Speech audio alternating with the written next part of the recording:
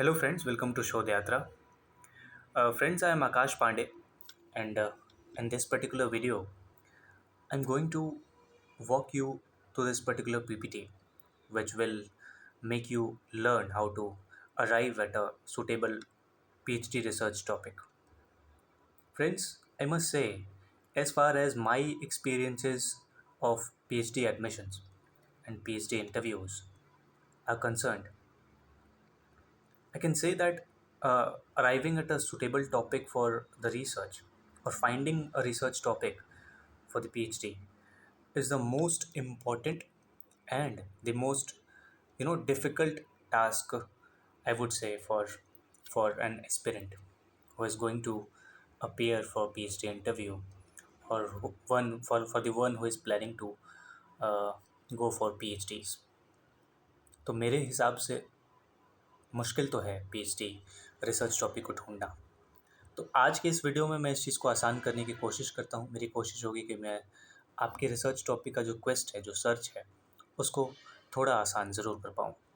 इस वीडियो में हम आर्ट्स एंड ह्यूमैनिटीज़ में अपने रिसर्च टॉपिक को कैसे ढूंढें, कैसे एक नए टॉपिक तक पहुँचे, उसके बारे में बातचीत करते हैं।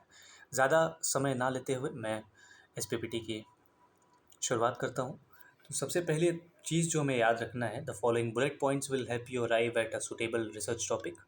तो सबसे पहला चीज़ जो हमें याद रखना है वो है कि research is a quest to find something unknown out of known things. Newness should be clearly be visible in a topic. तो न्यूनेस होना चाहिए हमारे टॉपिक में। देखिए, ये तो बहुत आम सी बात है, बहुत समझ वाली बात है, सबको समझ है इस बात की कि हम कुछ बिल्कुल ही नया नहीं ढूंढ सकते। रिसर्च का मतलब ही होता है रिसर्च, मतलब जो चीज़ें ऑलरेडी अवेलेबल हैं हम उनसे उनसे उनके ज़रिए, उनकी मदद से कुछ नया ढूंढने की कोशिश करते हैं अपने पीएचडी रिसर्च में। तो अपने टॉपिक में कुछ आप ऐसा ढूंढें जिसमें नयापन हो। आप उन सोर्सेज का इस्तेमाल कर सकते हैं, आप उन प्रीवियस रिसर्च को देखें कि आपके टॉपिक में क्या रिसर्च है, आप क्या ऑलरेडी जो चीज़ें रिसर्च हो चुकी हैं उनको पढ़ने के बाद ही आपको एक रिसर्च गैप समझ आता है, और तब जाके कुछ नया ढूंढने की जो चीज़ है वो हासिल हो पाती है। तो न्यूनेस शुड बी देयर। उसके बाद the research topic should be unique. Choose a broad area first. अब यहाँ से एक स्टेप मैं आपको बताता हूँ। सबसे पहले क्या करना है कि आप जिस भी सब्जेक्ट, जो भी आपका विषय है मास्टर्स में, उसमें से आप ब्रॉड एरिया चुन लें। एक अम्ब्रेला टर्म समझ लीजिए, एक विशालकाय विषय समझ लीजिए, एक ऐसा विषय जो आपको बहुत ही प्रभावित करता है, जिसमें आपको इंटरेस्ट है। कोई भी विषय आप पढ़ते हैं तो लगता है कि हाँ, ये मुझे बड़ा पसंद है। जैसे अगर मैं अंग्रेजी साहित्य की बात करूँ तो किसी को ब्रिटिश लिटरेचर पसंद होगा ब्रॉड एरिया के तौर पे, कोई इंडियन लिटरेचर पे करना चाहेगा। वैसे सोशियोलॉजी हो गया, पॉलिटिकल साइंस हो गया, ये सब चीज़ें ऐसे इन सब विषयों में आप देख सकते हैं कि एक बड़ा टर्म, ब्रॉड एरिया चुन लीजिए। उसके बाद अब इंडियन लिटरेचर चुना, उनमें से आप उसको नैरो डाउन करते जाएंगे। जैसे इंडियन लिटरेचर आपने चुन लिया, अब इंडियन लिटरेचर में आप उसको और छोटा कैसे करेंगे, तो समझ लीजिए। तो उसमें आप, अगर हम इंडियन लिटरेचर में आप फेमिनिज्म की बात कर लेते हैं, अगर हम इंडियन लिटरेचर में पार्टीशन की बात करते हैं, इंडियन लिटरेचर में आप ग्राफिक की बात करते हैं, तो इस तरह से हम अपने एक ब्रॉड एरिया को हम छोटा करते जाते हैं। ये सबसे इम्पॉर्टेंट होता है हमारे एक पर्टिकुलर टॉपिक तक पहुंचने के लिए। तो try to look for your own area, interest area. तो सबसे पहले हमें ढूंढना ये है कि हमें हमारे विषय में कौन सी ऐसी चीज़ है जो सबसे ज़्यादा प्रभावित करती है, जिस पे हम 2 या 3 साल या 4 साल रिसर्च करने के लिए हम केपेबल हो पाएंगे, और हम एक अंदर से भी एक आवाज़ आनी चाहिए कि हाँ, ये जो एरिया है, ये जो विषय है, इस पे मैं काम कर सकता हूँ या कर सकती हूँ। और उसी सब्जेक्ट को आप चुनें और उसमें आगे बढ़ें। उसके बाद अब क्या करें, एक बार अब आपने विषय चुन लिया, तो उसके बाद आप talk to your friends, seniors, teachers and others who are into the same direction. अब उसके बाद क्या करेंगे, अगर आपने, फ़र्ज़ कीजिए कि आपने कोई विषय चुन लिया, तो आप ढूंढेंगे कोई टीचर्स आपके जो कांटेक्ट में हों, जो कोई आपके सीनियर्स हों, कोई फ्रेंड हो जो उसी विषय पे काम कर रहा हो, या फिर जो भी रिसर्च में हो। तो ऐसे क्या करेंगे, जब आप अलग अलग लोगों से बातचीत करेंगे, तो आपका वो ब्रॉड जो एरिया है उसको नैरो डाउन करने में, उसको छोटा करने में और भी श्रिंक करने में, और पर्टिकुलर टॉपिक पे पहुंचने में वो लोग भी आपकी बहुत मदद करेंगे। जैसे अगर आप किसी विषय को चुन लेते हैं, उसके बाद आप उस विषय को लेके किसी से बात करते हैं, तो उनकी जो प्रतिक्रिया होगी उस विषय पर, उस विषय के बारे में, वो जो सोचते होंगे, आप उसको भी अपने रिसर्च में इनकलकेट कर पाएंगे, आप उसको लेके भी सोच पाएंगे, जो बहुत इंपॉर्टेंट होता है हमारे रिसर्च को, हमारे एक ब्रॉड टर्म को नैरो डाउन करने के लिए। उसके बाद आप क्या करेंगे, उस टॉपिक के बारे में आप गूगल करते जाएंगे। जैसे मैं अपना रिसर्च चुनने के लिए मैंने सबसे पहले चुन लिया कि मुझे इंडियन लिटरेचर पे करना है, मुझे भारतीय साहित्य पे करना है रिसर्च। उसके बाद मैंने क्या किया कि भारतीय साहित्य पे क्या रिसर्च हो रहा है मैंने गूगल करना शुरू किया। इवन मैंने कोरा कोरा पे जो देखा, उसके बाद ब्लॉगिंग वेबसाइट्स जो लोग ब्लॉग्स बनाते हैं उसको देखा, यूट्यूब पे देखा मैंने, बहुत सारे वेबिनार्स और सेमिनार्स जो यूट्यूब पे जो वीडियोस हैं वो देखा कि इंडियन लिटरेचर में क्या क्या जो काम, किस किस विषय पे काम हो रहा है भारतीय साहित्य में, कौन कौन सी ऐसी चीज़ें हैं जो जिस पे रिसर्च किया जा सकता है।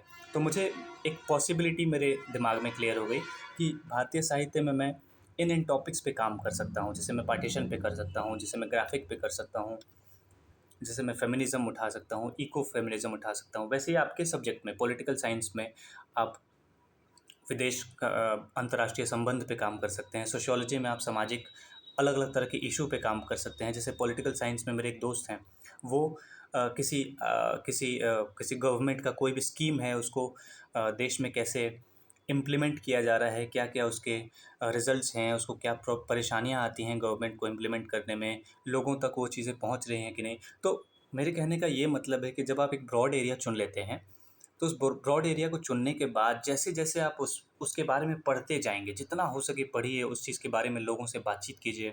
तो उससे क्या होगा कि आपका जो नैरो डाउन होता चला जाएगा वो टॉपिक, और आपको भी बहुत क्लैरिटी मिलेगी कि फला विषय पे ये काम हो चुका है जिस पे मुझे नहीं करना है, मैं जो चाहता हूँ या चाहती हूँ वो कहाँ मिलेगा, मैं कैसे ढूंढूँ। तो इसलिए keep googling things, websites like Quora, other blogging websites like YouTube, there is ResearchGate, there is Research Scholar, शोध गंगा है, शोध गंगोत्री है, जहाँ पे आप पढ़ें कि क्या काम हो चुका है, आपके टॉपिक पे क्या काम हो चुका है वो जानना बहुत ही ज़्यादा ज़रूरी है, ताकि आप कुछ नया दे पाएँ। जैसे ही आप समझ लेंगे कि क्या काम हो चुके हैं, कौन कौन से काम मेरे इस विषय पे हो चुके हैं, उसके बाद आपको समझ आएगा कि गैप क्या है, कौन सा रिसर्च गैप है जो मुझे फिल करना है, जो मुझे ब्रिज करना है अपने रिसर्च के ज़रिए। तो जो भी टॉपिक आप चुनते हैं उसके बारे में अलग अलग वेबसाइट से, शोध गंगा से, शोध गंगोत्री से, एकेडेमिया है, रिसर्च गेट है, उसके बारे में उस पर पढ़ें। आप सीधा ही कीवर्ड टाइप करें, गूगल स्कॉलर पर जाएं, गूगल पे जाएं, इंडियन लिटरेचर रिसर्च लिखते हैं, कोरा पे जाएं कि new topics in research on Indian literature, ऐसा कुछ लिखें। उससे क्या होगा कि लोगों के जो रिव्यूज़ आप पढ़ते जाएंगे तो आपको लगेगा कि ये फ़लाँ आदमी इस पे काम कर रहा है, ये इस पे काम कर रही है, तो मैं किस पे काम करूँ। ठीक है, उसके बाद आप उनका पढ़ते जाएंगे। उसके बाद आप एक और चीज़ कर सकते हैं। शोध गंगा, शोध गंगोत्री पे ऑलरेडी जो रिसर्च हो चुका है वो पढ़ने के बाद, अपने टीचर्स से बातचीत करने के बाद, और ध्यान रहे ये सब चीज़ आप तभी कर रहे हैं, मैं मान के चल रहा हूँ कि आपने अपना ब्रॉड एरिया चुन लिया है, आपने अपना एक जो है इंटरेस्ट एरिया चुन लिया है कि मुझे इसी एरिया पे काम करना है। ठीक है, तो उसके बाद ही आप ये नैरो डाउन करने के लिए मैं आगे का स्टेप बता रहा हूँ। ठीक है, तो एक बार आप अपने टीचर से बात करते हैं, दोस्तों से बात करते हैं, आप रिसर्च लिटरेचर रिव्यू कर लेते हैं। उसके बाद एक और तरीका होता है जिसमें आप अलग अलग सेंट्रल यूनिवर्सिटीज़ पे के वेबसाइट्स पे जाएंगे, आईआईटीज़ के वेबसाइट्स पे जाएंगे, या देश में जो भी अच्छी यूनिवर्सिटीज़ हैं उस पे जाएंगे। आप अपने विषय के जो प्रोफेसर्स हैं, जो असिस्टेंट प्रोफेसर्स हैं, जो एसोसिएट हैं, जो प्रोफेसर्स ऑलरेडी हैं, उनका वेबसाइट चेक करेंगे, सॉरी उनका प्रोफाइल, उनकी प्रोफाइल्स चेक करेंगे, और उसमें देखेंगे कि वो लोग किस एरिया में काम कर रहे हैं। तो उससे आपको पता चलेगा कि कौन कौन से एरिया में एक्सपर्ट्स हैं, कौन कौन से एरिया में काम हो चुका है। आपको पता चलेगा कि ये एरिया भी है जिस पे मैं काम कर सकता हूँ। हो सके कि आपको कोई एरिया मिल जाए और उस एरिया में आपके दिमाग से आप कुछ पढ़ें और ढूंढ पाएँ कि कुछ मैं इस एरिया में कुछ अलग एंगल से कुछ काम कर सकता हूँ या कर सकती हूँ। तो इसलिए हमें एक्सप्लोर करना बहुत ज़रूरी है। तो मेरी बात मानिए और आप अलग अलग सेंट्रल यूनिवर्सिटी जैसे DU, JNU, बड़े बड़े जो IITs हैं, IIT हो गया, IIT गांधीनगर वगैरह जो है, उसकी वेबसाइट्स पे जाएँ, उनकी फैकल्टी की प्रोफाइल चेक करें, वहाँ पे रिसर्च स्कॉलर्स की प्रोफाइल चेक करें। आप देखें कि आपके आसपास और आपके देश में स्कॉलर्स जो हैं आपके विषय में किस किस विषय पर, किस किस बिंदुओं पर काम कर रहे हैं, और उससे आपको आइडिया मिलना शुरू हो जाएगा कि आप किस दिशा में अपने शोध को लेके आगे बढ़ सकते हैं। ये बहुत इम्पोर्टेंट है।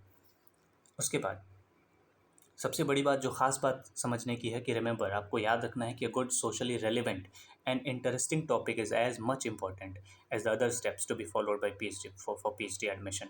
मेरे कहने का मतलब है कि आप कोई ऐसा विषय चुनें जो समाज में प्रासंगिक हो, सामाजिक प्रासंगिकता उसमें दिखे, कि अभी सोशल इश्यूज़ पे कहीं न कहीं आप दिखाएँ, और आपका रिसर्च कहीं न कहीं समाज में कुछ कंट्रीब्यूट भी होना चाहिए। आपके रिसर्च का कंट्रीब्यूशन ज़रूर दिखना चाहिए, क्योंकि अब तक जितना मेरा एक्सपीरियंस रहा है, 2-3-4 जगह मैं इंटरव्यूज़ में अपीयर हुआ हूँ, वहाँ पे मुझे ऑलमोस्ट चारों जगह पे ये पूछा गया है, what is the relevance of your research topic, कि आज के समय में या आने वाले समय में आप अपने टॉपिक से क्या कंट्रीब्यूशन देना चाहेंगे।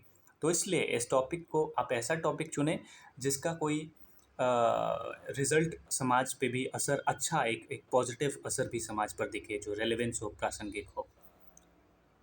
इसके साथ साथ हम बहुत ही कम समय में एक ये छोटा सा चार्ट समझ सकते हैं, जो बहुत ही अ, मदद करेगा आपको समझने के लिए। Research before choosing a topic, आप अपने टॉपिक को चूज़ करने के लिए रिसर्च भी करें। वाकई जो मैंने कहा कि ब्रॉड एरिया चुनने के लिए, तो आपको पता होना चाहिए कि मैं इस फलां विषय पे काम कर सकती हूँ, जो मुझे बड़ा प्रभावित करता है, मैं इस पे काम कर सकती हूँ। शुड नॉट बी ब्रॉड, बहुत ज़्यादा ब्रॉड नहीं होना चाहिए। जैसे मैंने आपको बोला कि ब्रॉड आप तो चुन लेते हैं, लेकिन आपको नैरो डाउन तो करना पड़ेगा। उसके बाद नो ऑल द रिक्वायरमेंट्स, इसका मतलब ये है कि रिक्वायरमेंट्स का मतलब ये है कि अ, आपको पता होना चाहिए कि आपके जो आप रिसर्च करेंगे उसमें रिक्वायरमेंट्स क्या-क्या हो सकते हैं। जैसे फ़र्ज़ कीजिए कि आप कोई ऐसा टॉपिक लेते हैं जिसमें आपको डेटा कलेक्ट करना बड़ा आसान होना चाहिए। आपको पता होना चाहिए कि मेरे मेरे रिसर्च से जुड़ा जो डेटा है, जो जो भी जानकारियाँ हैं, वो मुझे ईज़िली अवेलेबल हो। ऐसा ना हो कि आप टॉपिक चुन लें, पीएचडी में आप चले भी जाएँ, लेकिन उसके बाद आपको डेटा कलेक्ट करने में बहुत मुश्किलें आ रही हैं। तो कुछ ऐसा नहीं होना चाहिए। तो आपके रिसर्च टॉपिक्स चुनने से पहले आप ये भी इंश्योर कर लें कि उसके बारे में इनफ़ जानकारियाँ किताबों के फ़ॉर्म में, जर्नल्स के फ़ॉर्म में, या फिर इंटरव्यूज़ जो आप ले सकते हैं पर्सनली, या फिर आप अलग-अलग क्वांटिटेटिव डेटा जो कलेक्ट करने का मेथड्स होते हैं, वो आपके रिसर्च पे अप्लाई होते हैं या नहीं। मतलब मजमून ये है, बहुत आसान भाषा में कहूँ तो, कि आपको पता होना चाहिए कि आप आसानी से डेटा कलेक्ट कर सकें, ठीक है? फिर relevant to your field of study, मैंने आपको बताया कि रेलेवेंस होना चाहिए, सामाजिक जो प्रासंगिकता होना चाहिए आपके विषय के लिए। उसके बाद align with current trends in hot topics, ये बहुत इंपॉर्टेंट चीज़ है कि अभी ट्रेंडिंग क्या है। अब जैसे मैं अभी 21वीं शताब्दी के हम लोग रिसर्च स्कॉलर्स हैं, तो हमें देखना पड़ेगा कि अभी क्या चल रहा है। जैसे कोविड-19 पे बहुत ज़्यादा काम हो रहा है। आने वाले समय में कोविड-19 पे नॉवेल्स लिखे जाएँगे। आने वाले कोविड-19 में जिस साइंस के लोग काम करेंगे, समाज पे कोविड-19 का क्या असर हुआ, गरीब तबके पे क्या असर हुआ, अमीरों का क्या रिएक्शन था, हर चीज़ पे, इवन मेडिसिन्स का क्या उस समय कितना ग्रोथ हुआ, किस तरह के मेडिसिन्स बने, ऑक्सीजन क्राइसिस। तो मैं कहने का मतलब है कि जो ट्रेंडिंग टॉपिक है आप उसको ढूँढें, जो आस-पास की चीज़ें जो आपके बहुत ही कॉमन है, जो अभी हो रहा है या आपको लगता है कि फ्यूचर में होने वाला है, इस अभी जो चल रहा है ये फ्यूचर में इसका प्रासंगिकता होगा, तो उसको आप चुनें, ताकि आपको भी इंटरेस्ट हो और आपके इस टॉपिक को भी एप्रिशिएट किया जाए, समझा जाए कि हाँ, आपने समाज में कुछ कंट्रीब्यूट किया है अपने टॉपिक के ज़रिए। उसके बाद aim to solve a genuine contextual problem. Sorry. तो आप अपने टॉपिक, अपने विषय के ज़रिए कोई एम कुछ आप समाज को देंगे, कुछ सॉल्व करेंगे, कोई इशू के बारे में बताएंगे, उसके रिजल्ट्स बताएंगे, उसके कंक्लूजन बताएंगे, आप उसके रेमेडीज़ बताएंगे, तो वो बहुत ज़रूरी है। Should be a researchable topic, आप एक ऐसा टॉपिक चुनें जो रिसर्चेबल हो, जिसमें कुछ नया ढूंढने की जो बात होनी चाहिए, उसमें एक एक पॉसिबिलिटी होनी चाहिए कि हाँ, ये रिसर्च करने लायक टॉपिक है। ऐसा नहीं कि कुछ भी उठा लें जिसमें रिसर्च ही ना हो पाए। आपकी जानकारी के लिए बता दूं कि 2 से 250 पेज तक थीसिस लिखा जाना होगा आपके आपके द्वारा। तो एक पर्सनल इंटरेस्ट के साथ साथ ये भी होना चाहिए कि एम्पल मटेरियल, एम्पल जानकारी आप उसमें दे सकें, ताकि 200-250 पेज का एक थीसिस लिख सकें और उसको एप्रिशिएट किया जाए, उसको एक्सेप्ट किया जाए एकेडमिक वर्ल्ड में। अब जो रिसर्च है वो बहुत ही ऑथेंटिक हो चुका है।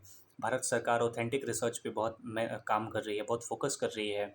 आपके रिसर्च में प्लेजरिज्म चेक होता है। तो इतना आसान नहीं है कि अब हम किसी भी चीज़ पे काम कर लें, कोई भी घिसा-पिटा टॉपिक उठा लें। तो इसलिए अपने माइंड को इस तरह से प्रिपेयर करके चलें कि आप कुछ नया ढूँढ रहे हैं और कहीं न कहीं आप समाज में कुछ नया दे रहे हैं। तो कीप पेज और वर्ड लिमिट इन माइंड। आपको समझ होना चाहिए कि 200 से 250 पेज लिखना है, तो मैं क्या लिखूँगा, कौन कौन से चैप्टर्स इंक्लूड करूँगा। तो आपको फ्यूचरिस्टिक भी होना पड़ेगा अपने टॉपिक सिलेक्शन के टाइम पर ही, कि ये जो टॉपिक मैं चुन रहा हूँ या रही हूँ, ये फ्यूचर में जब मैं लिखना शुरू करूँ तो मेरे लिए कितना आसान होगा या कितना मुश्किल होगा, कौन कौन सी मुश्किलों का सामना मैं कर सकता हूँ या कर सकती हूँ, या ये मेरे लिए आसानी से मैं आगे निकल जाऊँगी, या मुझे सोर्सेज मुझे अच्छे से मिल जाएंगे, जानकारियाँ इससे जुड़ी, जो इस विषय से जुड़ी जानकारियाँ हैं वो मुझे मिल जाएंगी। तो इस चीज़ का आप ध्यान ज़रूर रखें। उसके बाद सबसे ख़ास बात, शुड स्पार्क योर इंटरेस्ट। जो मैंने सबसे पहले कहा कि आपका इंटरेस्ट होना उस टॉपिक में बहुत ज़रूरी है, ताकि आप मोटिवेटेड रहें थ्रू आउट योर रिसर्च। आपको लगे कि नहीं ये तो मेरे इंटरेस्ट का टॉपिक है, ताकि मैं इस पर मेहनत कर सकूँ, क्योंकि पीएचडी में मेहनत बहुत ज़रूरी है। Should be relevant to the supervisor's field of study. बहुत जगह ऐसा कहा जाता है, हाँ ये खास बात भी है और ये समझने लायक बात भी है कि आप जब पीएचडी रिसर्च के लिए सेलेक्ट हो जाएंगे, आपका एडमिशन हो जाएगा, तो आप अपने अकॉर्डिंग, बहुत सारी यूनिवर्सिटीज़ में तो खुद ही हमें सुपरवाइजर अलॉट किया जाता है। कुछ यूनिवर्सिटीज़ में स्कॉलर्स को भी ये मौका दिया जाता है कि आप अपने सुपरवाइज़र खुद चुनें, उनके एक्सपर्टीज़ के हिसाब से कि उन्होंने किस फील्ड में काम किया है, और वो अलाइन होता है। अगर आपका रिसर्च और उनका रिसर्च का एरिया मिलता है तो आप उनको चुन लेते हैं। तो ये भी आपको देख के चलना पड़ेगा। आप फैकल्टी का जब प्रोफाइल देखेंगे जो मैंने बताया, उसमें आप ये भी देखेंगे कि किस यूनिवर्सिटी में मेरे इंटरेस्ट एरिया पे काम हो रहा है। तो मेक श्योर कि आप उस यूनिवर्सिटी पर ज़्यादा टारगेट करें, क्योंकि वहाँ आपके सिलेक्शन के चांसेस कॉम्पेरेटिवली हाई होते हैं ऐसी यूनिवर्सिटीज़ में जहाँ पे आपके एरिया में इंटरेस्ट में कोई प्रोफेसर या कोई फैकल्टी काम नहीं कर रहा है। तो should not cause issues in data collection. जो मैंने आपको सबसे पहले बताया कि डेटा कलेक्शन में आपको इशू नहीं होना चाहिए, आसानी होना चाहिए, फिजिबल होना चाहिए कि आप आसानी से कलेक्ट कर पाएँ। Check availability of data collection tools बहुत सारे होते हैं डेटा कलेक्शन के लिए, कि आप कहाँ से डेटा कलेक्ट करें। तो बहुत सारे साइंटिफिक टूल्स अवेलेबल हैं जहाँ पे ईज़िली आप डेटा कलेक्ट कर पाएंगे, जो क्वालिटेटिव डेटा, क्वांटिटेटिव डेटा अपने रिसर्च के लिए। तो इस वीडियो में आज के लिए इतना ही। मुझे उम्मीद है कि ये चीज़ आपको ज़रूर पसंद आएगा और आप इन स्टेप्स को आराम से फॉलो करें, और इससे जुड़ी जो भी जानकारियाँ अगर आप चाहें तो आप हमारे कमेंट सेक्शन में हमसे बातचीत कर सकते हैं। साथ में आप हमारे टेलीग्राम चैनल शोध यात्रा